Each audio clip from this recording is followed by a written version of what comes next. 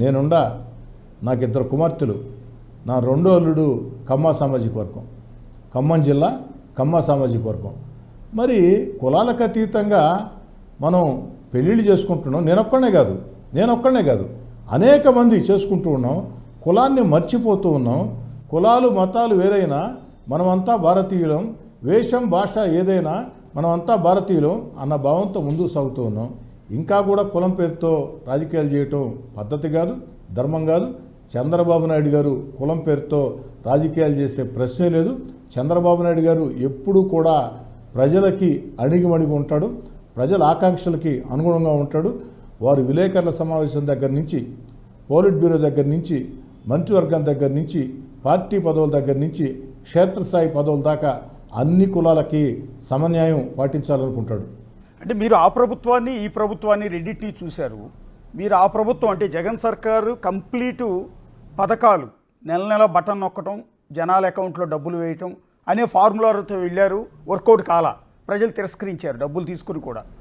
ఇప్పుడు మీ government already Chandrababu గారి formula మీరు చూస్తున్నారు. ఆయన only development formula, vision formula మాత్రమే ఉంటుంది.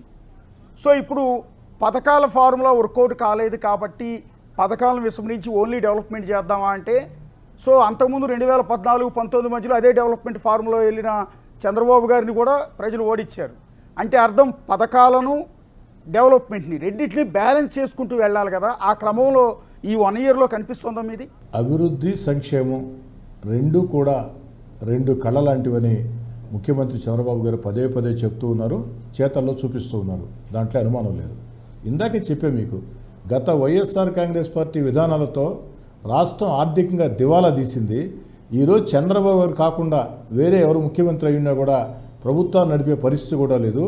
అయినా కూడా సంక్షేమ పథకాలు కొనసాగిస్తున్నారు, అభివృద్ధి కార్యక్రమాలు చేస్తున్నారు, ఎన్నికల్లో ఇచ్చిన హామీల్ని ఒక్కొక్కటి నెరవేరుస్తూ వస్తున్నారు.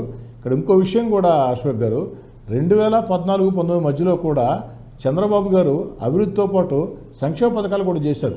ప్రజలు తిరస్కరించవచ్చు, నేను కాదంటం లేదు. కానీ ఆ రోజు పెన్షన్ని మామూలుగా వృద్ధులకి, వితంతువులకి పెన్షన్ 200 రూపాయలు ఉండింది. 200 రూపాయలని తన 5 ఏళ్ల పదవి కాలంలో చంద్రబాబు గారు 2000 రూపాయలు చేశారు. ఈ విషయాన్ని మనం మర్చిపోతున్నాం. అదొక్కటే కాదు, అనేక పథకాలు అలా కూడా తీసుకొని వచ్చారు. ఈరోజు కూడా తీసుకువస్తూ ఉన్నారు.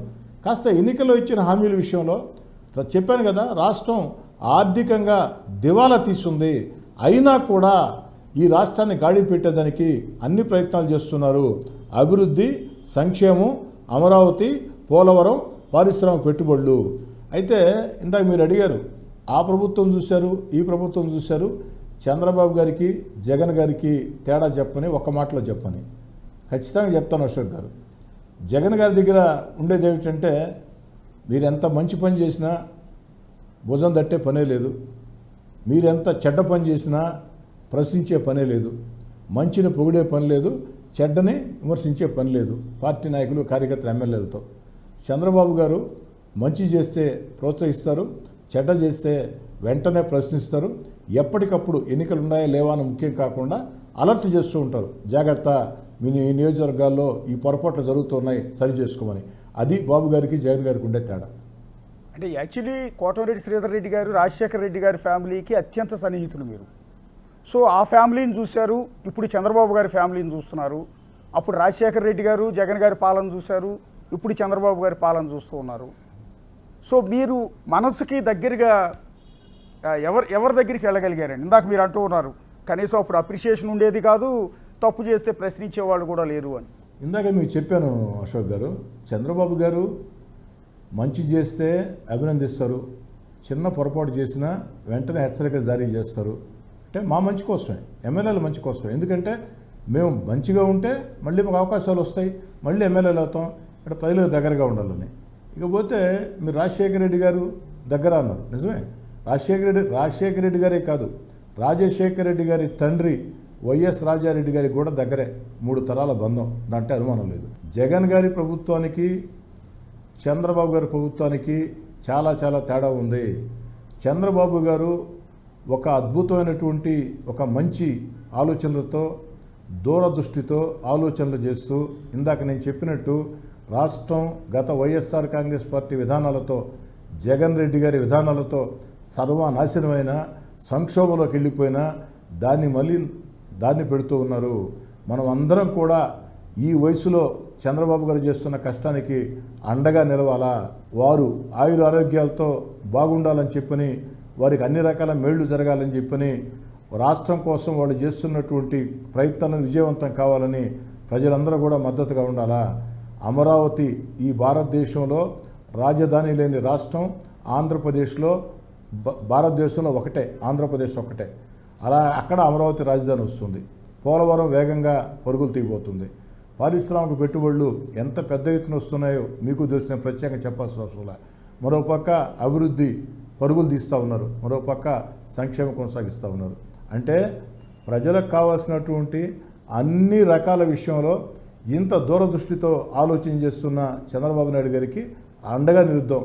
పార్టీలకు అతీతంగా, కులాలకు అతీతంగా, మతాలకు అతీతంగా, ప్రాంతాలకు అతీతంగా ఈ రాష్ట్రం బాగు కోసం ఎన్నికల ముందే నేను ఒక మాట చెప్పాను. అమ్మ, ముఖ్యమంత్రి గారు ఎవరు కావాలా అన్నది ఈ ఎన్నికల లక్ష్యం కాదు. ఆంధ్ర రాష్ట్రం గెలవాలంటే, ఆంధ్ర రాష్ట్ర ప్రజలు గెలవాలంటే, ఆంధ్ర రాష్ట్ర భవిష్యత్తు బాగుండాలంటే అపార అనుభవజ్ఞుడు చంద్రబాబు గారు కావాలా అని ఓటేయండమ్మా అని అడిగాం. అదే రీతితో ఓటేశారు. అంటే జగన్ ఓటమి అండి.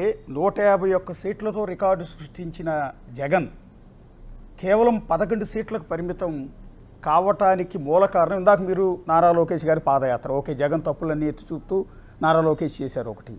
చంద్రబాబు గారి అరెస్టు, టీడీపీ ఆఫీస్ మీద దాడులు, అట్లాగే కొడాలి నాని, వల్లభనేని వంశీ బూతులు, ఇవన్నీ యాడ్ అయినాయా, ఇంకా అడిషనల్గా ఏమైనా ఉన్నాయండి? ఒక్కటి కాదండి, ఈ మధ్య బొత్స గారు చెప్పారు కదా 100 కారణాలు అన్నట్టు, ఇవన్నీ కూడా కారణాలే. ఏమండి, ఎలక్షన్లు సంవత్సరం ముందు పెట్టుకొని తలకాయ ఉండేవాళ్ళు ఎవరైనా చంద్రబాబు గారిని అరెస్ట్ చేస్తారా? ఆ వయసులో ఆయన ఇబ్బంది పెడతారా? జైల్లో వేడి నీళ్ళు లేకుండా చేస్తారా? ఇంటర్వ్యూ లేకుండా చేస్తారా? ఏంటండి దుర్మార్గం, నాకు అర్థం కాలేదు. ఎవరైనా చేస్తారా ఎలక్షన్ సంవత్సరం పెట్టుకొని? అది కూడా ఎప్పుడో పాత కేసు అంట. 4 ఏళ్ళు అధికారం ఎలగబెట్టాడు జగన్ రెడ్డి గారు, 4 ఏళ్ళు గుర్తు రాలేదు. 4 ఏళ్ళ తర్వాత దేనికి గుర్తుకొచ్చింది? లోకేష్ గారి పాదయాత్ర, చంద్రబాబు గారిని మీరు పెట్టినటువంటి ఇబ్బందులు, చంద్రబాబు గారి దగ్గర నుంచి కింది స్థాయి దాకా చెప్పాను ఇందాక, అనేక మందిని వేధించిన తీరు, అన్నిటికీ మించి చంద్రబాబు గారిని మీరు అరెస్ట్ చేసిన తర్వాత చంద్రబాబు గారికి మద్దతుగా పవన్ కళ్యాణ్ గారు ఏదైతే ఆ యొక్క జైలు వద్దకు వెళ్ళి సంఘీభావం ప్రకటించి ఆడే వ్యతిరేక ఓటు చీలనివ్వాలని చెప్పని తెలుగుదేశం, జనసేన, బీజేపీ కూటమికి పునాదులు వేయటం, ఇవన్నీ కూడా కారణాలు. నేనేమంటానంటే ఇవన్నీ ఆఖరి దశలో కారణాలు.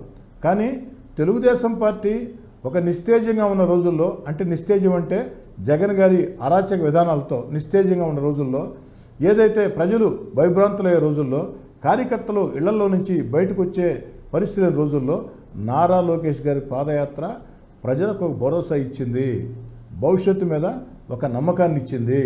శభాష్, ఎన్టీ రామారావు గారి మనవడు, చంద్రబాబు నాయుడు గారి కుమారుడు నారా లోకేష్ గారు ఉజ్వలమైన భవిష్యత్తు ఉంది, మనకి నాయకుడు దొరికాడు అన్నటువంటి ఏదైతే ఒక భావన ప్రజల్లో కలిగింది, వైఎస్ఆర్ కాంగ్రెస్ పార్టీని వ్యతిరేకించే శక్తిలో కలిగింది, కార్యకర్తల్లో కలిగింది.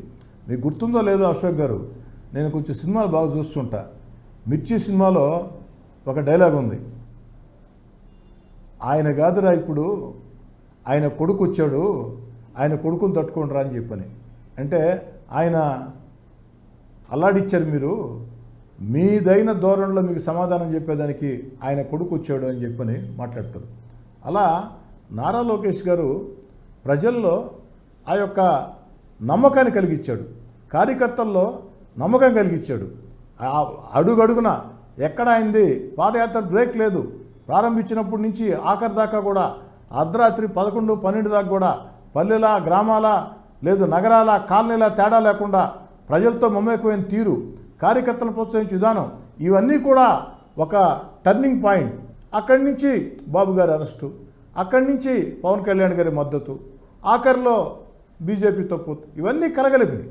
కానీ తెలుగుదేశం పార్టీ నిస్తేజంగా ఉన్న పరిస్థితుల్లో, జగన్ రెడ్డి గారికి భయపడి ప్రజలు మాట్లాడలేని పరిస్థితుల్లో నారా లోకేష్ గారు తెగించి వేధింపులను తట్టుకొని, పోలీస్ కేసులను తట్టుకొని, పోలీస్ తోటాలు ప్రయోగిస్తాం, భయపెడతాం అని ఎన్ని రకాల హెచ్చరికలు